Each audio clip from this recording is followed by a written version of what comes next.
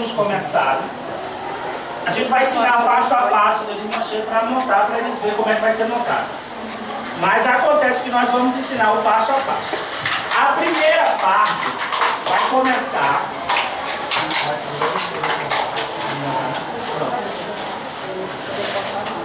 Essa é a primeira parte.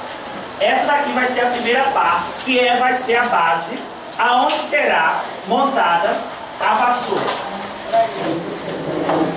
Então, para isso, nós iremos precisar fazer o quê? Recortar o fundo da garrafa PET.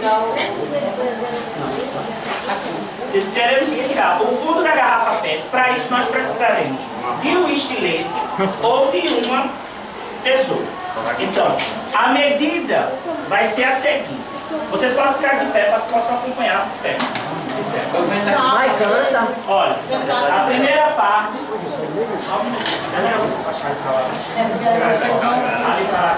Passa aqui. Pronto, você que vem pra aqui, quem tiver, pode fazer. Não, mas quem tiver vai dizer, ó,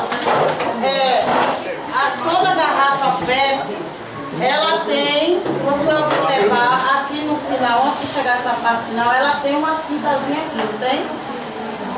Não tem, pessoal? Aqui, ó.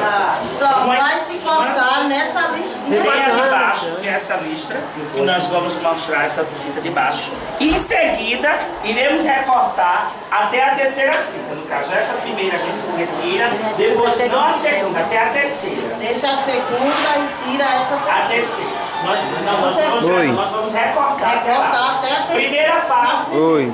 A primeira fase que temos que fazer é cortar. A cinta, o primeiro passo é cortar nessa cinta, como ele vai fazer agora. Vamos prestar atenção, porque não podemos desperdiçar o material.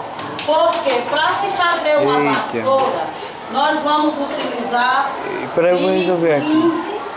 Eu vou resolver aqui um negócio. 15 garrafas. No mínimo 15 garrafas. No mínimo e no máximo 20 garrafas. Porque quanto mais colocar garrafas, mais ela fica resistente. Vou passando aí para vocês verem onde eu medi. Vou passando aí, vou analisando. Todo mundo vai analisando aí aonde é que vai ser cortado. Deixa eu pegar outra para começar. Passa agora para trás, pega aí. Vem na cintinha e vem. Certo? Eu estou analisando. Vamos parar de brincadeira, né, meninos? Vocês também vão fazer. Não é só um nem dois que vai fazer, não. Vai fazer sim. Nós vamos dividir os